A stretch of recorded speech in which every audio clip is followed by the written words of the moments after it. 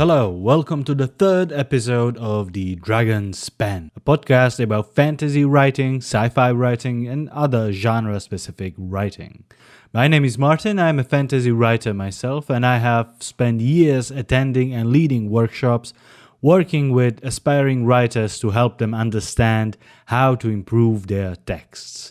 I thought I might share my experience and give you some advice on how to develop your worlds, build your stories and characters, and help you write your own fantasy or sci-fi saga. Let's get to it.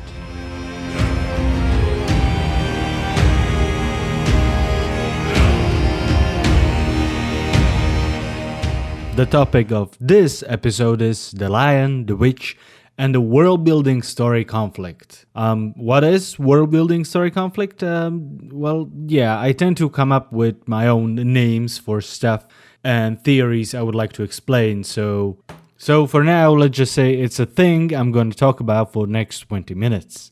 World building is a ton of fun. You can literally come up with a fantastic sci-fi or a fantasy world while having drinks with your friends. And you can have a good time doing it too. It gives you an amazing creative freedom. You can master the entire universe. You want to include a culture of Vikings on spaceships? Well, you can. There's nobody to really stop you. It is your world. I spent weeks of fun building the world for my first fantasy novel. I'm sure you did too. And I'm sure building your own world and filling out the missing pieces was way more fun than coming up with stuff like, what should my characters do during a week-long travel to the nearest city on my map? Drawing a map is super fun as well. There are websites that allow you to create an amazing looking map of your world in like 15 minutes with no artistic knowledge at all. There are world map generators that can provide you with boring stuff like topography and river systems, and you can just populate your world with the fantastic races, dynasties, magical places, and amazing histories. The whole process is freeing and relaxing and full of creating overflow, and it is awesome. And I hate it.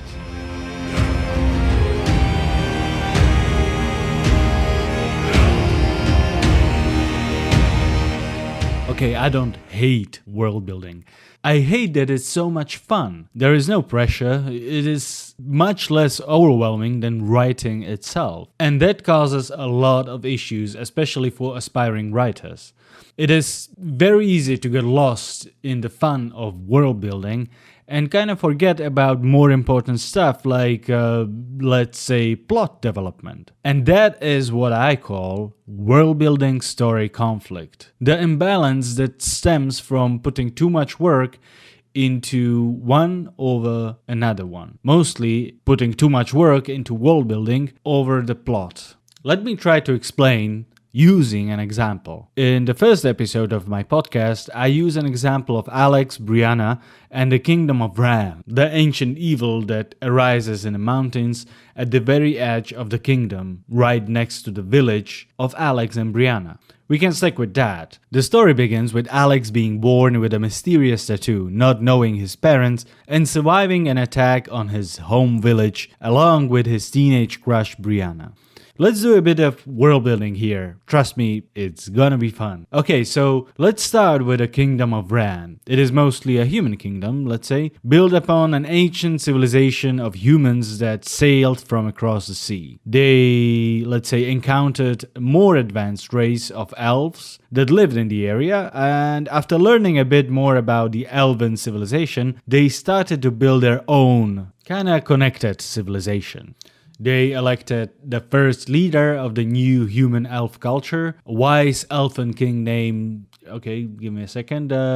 Miriel. Okay, good enough. The elves kept to the forests and lived off the land, but humans wanted to industrialize a bit, so they come up with villages and cities, and they wanted and needed raw materials like ore and metal. Those were abandoned in the nearby mountains, but elves warned humans not to enter, not really explaining why, just saying that evil lurks in those mountains. But humans discovered there's a quality ore in the mountains: iron, copper, silver, and gold. They pleaded with the High King, Muriel, to allow mining, but he refused. Disappointed that the Elven King is keeping riches from them, a new faction of humans arose, let's say the Golden Fist, named after marking their gloves with traces of the precious metal they found in the mountains. Okay, so the Golden Fist grew quickly. A rebellious faction quickly became its own thing, establishing structure, electing, let's say, Grandmaster, building mines and bigger and better industrialized cities. So, okay, let's say the elves tried to stop them and did anything they could short of starting an open civil war. And the Golden Fist took it as elves trying to make humans poor and less developed than themselves. And so the hatred for elves festered among the ranks of the Golden Fist. And then the miners soon started to disappear, and the mines were being destroyed mysteriously.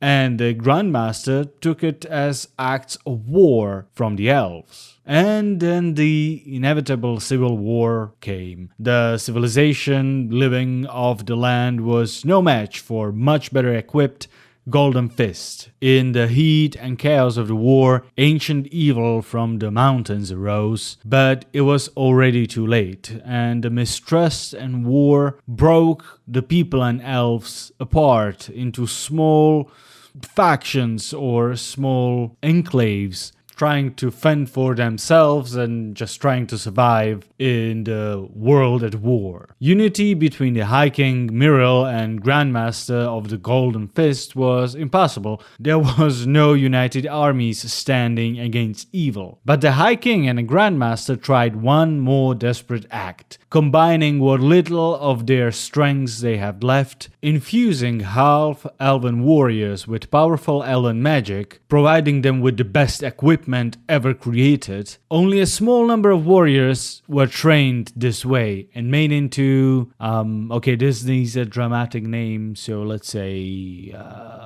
choice makers. Yeah, choice makers were able to defeat the evil, but the kingdom was lost. From what was left of the Golden Fist, a new kingdom arose, and since the most elves were either slain or fled, there was no actual elven dynasty to save. Thus, the kingdom of Ran was built, and the choice makers were never really celebrated and were quickly forgotten. A few of those who survived looked for a normal life, started families, became farmers and hunters. The half-elves become more and more human with each next generation, and the only thing that is left from their ancient lineage is a mysterious tattoo and an ability to wield ancient elven magic. As evil gained strength, its spies searched the land for descendants of choicemakers, killing them off. They found Alex's parents, but they could not find baby Alex hidden by his mother. He was found and taken by a foster family, teaching him how to hunt. And let's say his home village is built at the foot of the mountains, right next to it. And the village built most of its economy around hunting dangerous creatures crawling out of the caves deep in the mountains. And Alex's foster father hunts, let's say, basilisks, and sells raw basilisk materials for profit, to alchemists, mages, whatever. It's a tough and very dangerous job, but it provides much needed money.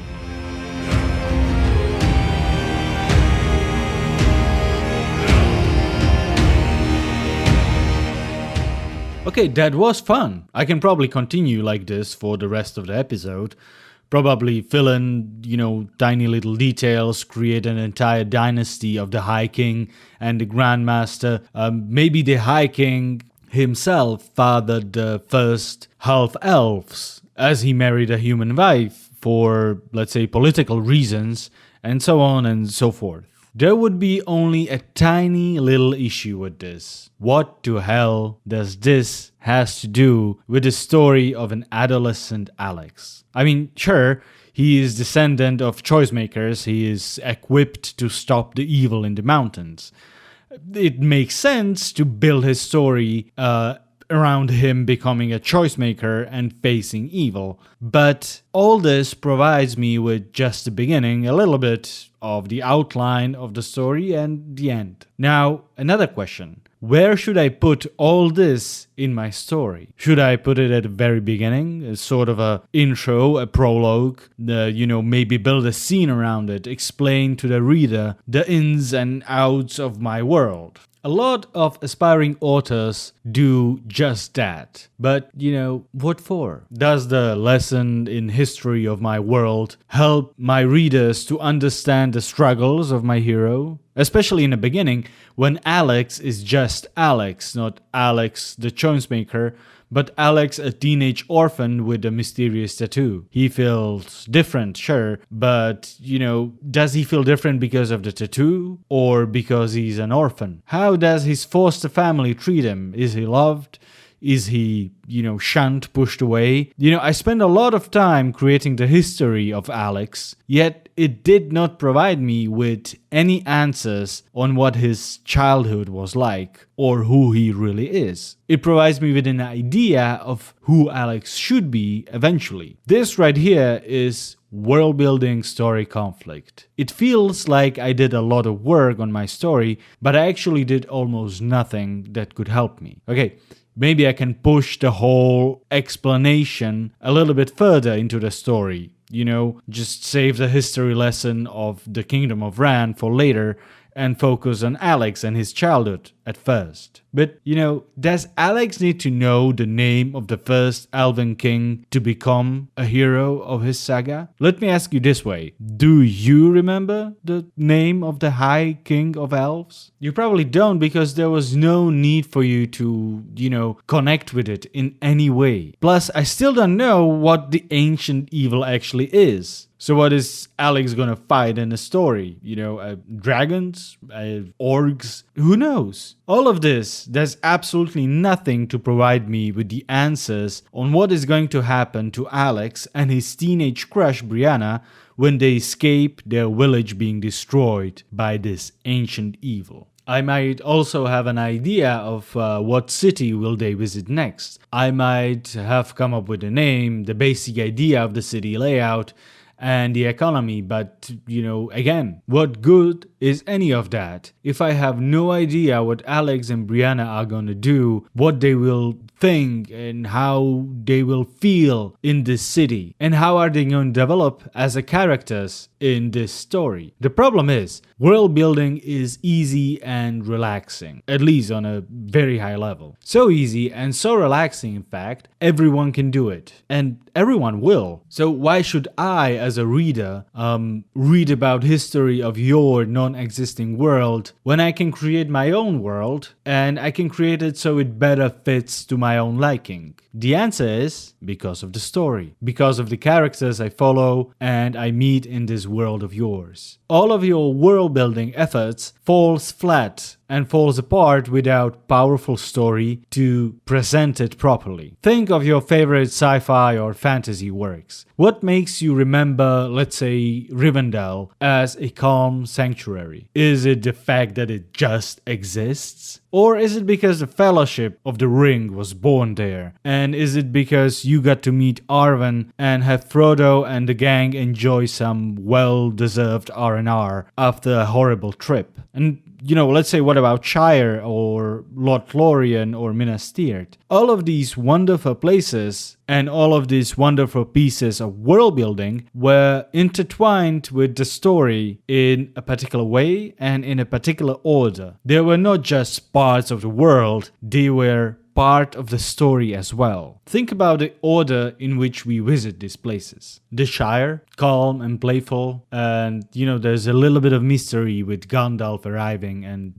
learning about the ring. Then we have Old Forest, dramatic, horrific. Then Tom Bombadil's house, is calm and it's mysterious. The Barrow Downs are scary and mystical. The Bree is new, exciting, and afterwards a little bit dramatic. Amon Sul is very very dramatic, very scary, and full of action. And then Rivendell is calming and hopeful and, filled with this idea that the world is filled with other races and other civilizations that come together. And if you think about it, the order is not random. It follows very strict rules of mounting tension and switching between action and calm and discovery. So what good is creating Rivendell if you're not sending your heroes in there to kind of, roam around? If you're not providing readers with something to do in this fantastic location. Same goes for Kingdom of Ran. If you want the history of the choice makers to be a good piece of world building, you need to make it an essential part of your story. Do I really need to create an entire map of the Kingdom of Ran? Why? What for? Because it looks good in a book? Because I saw it in The Lord of the Rings?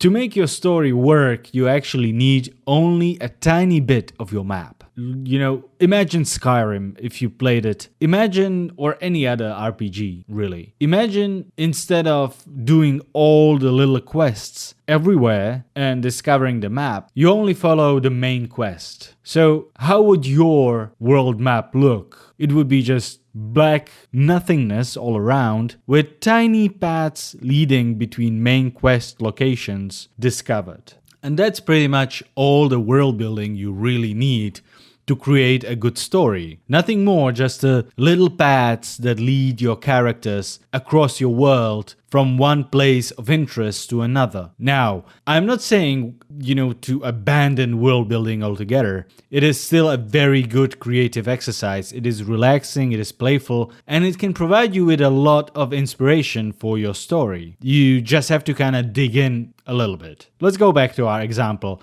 There is an outline of the story and it's kind of hidden there. So rather than dumping the history of the Kingdom of Ran on my reader up front, I can make the history part of the actual story. Okay, so humans arrive, learn from the elves, build a kingdom, elect a high king with some name.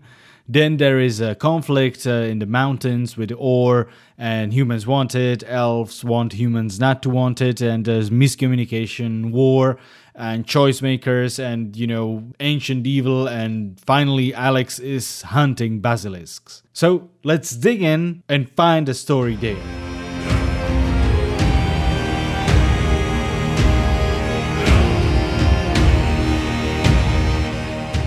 Okay, so Alex hunting basilisks from early childhood for a living is kind of obvious, It provides him with a unique skill set that can help him fend off the attacks of his village and help save Brianna. Maybe the first attack can come from basilisks themselves, right?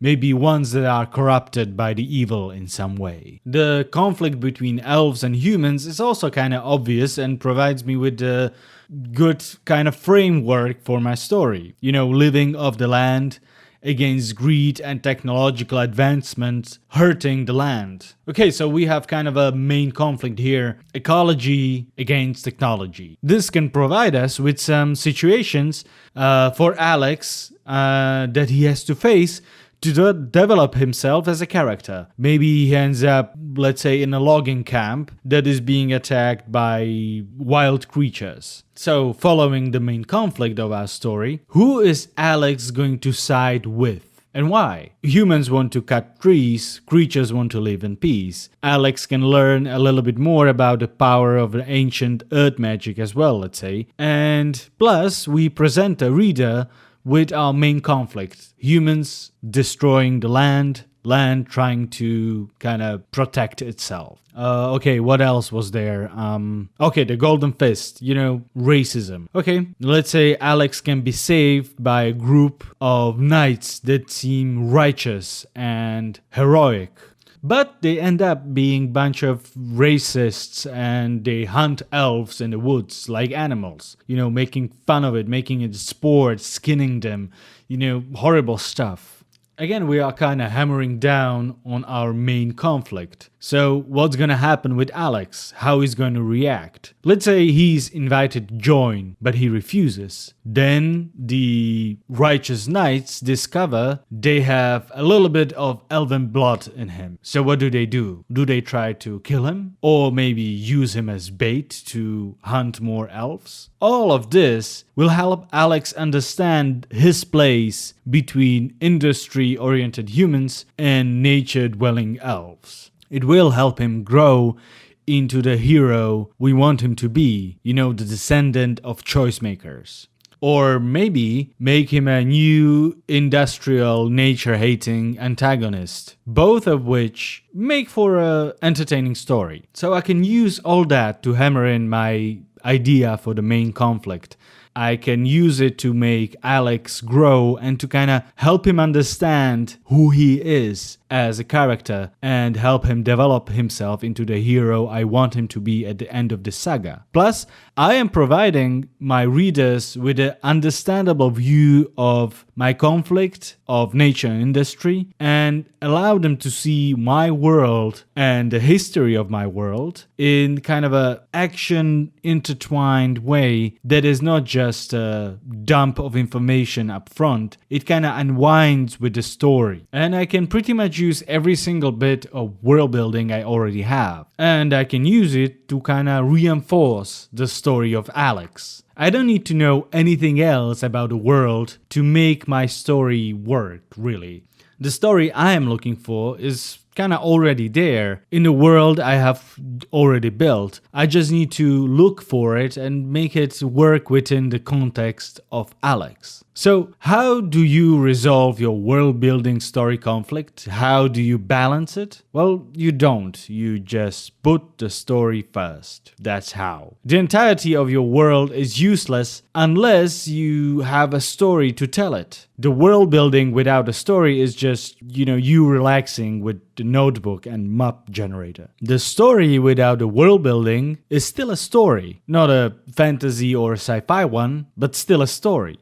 Plainly put, the purpose of your fantastic world is to serve the story you want to tell, not the other way around. If I was to tell a story about the power of family, I would create a world that kind of match the idea, or at least part of the world that would truly reinforce the story I want to tell, with, let's say, race of monsters that are driven off right after being born away from the parents, and that makes them bitter and evil, and this act actually makes them the monster. Let's say there is a magical creature that can be either good or evil, let's say a griffin. If it's brought up by the parents, it becomes a good griffin. If it is, driven off right after birth, it becomes an evil griffin and it can become an enemy of my hero. And let's say I will have in this world mages that need to have a sibling present to cast any spell and stuff like that. So if they are alone, they are pretty much useless. So next time you open your notes on your fantastic world, rather than adding a bunch of new stuff, you can look at it through the scope of your story. How can you make your world reflect and reinforce ideas in your story? How can you make it an essential part of your story? How can you make your world drive in the point of what you're trying to say? You'll have just as much fun coming up with this. I mean, it is still world building, but now instead of just filling the map, you are building towards something, towards a fantastic story. Thank you for listening.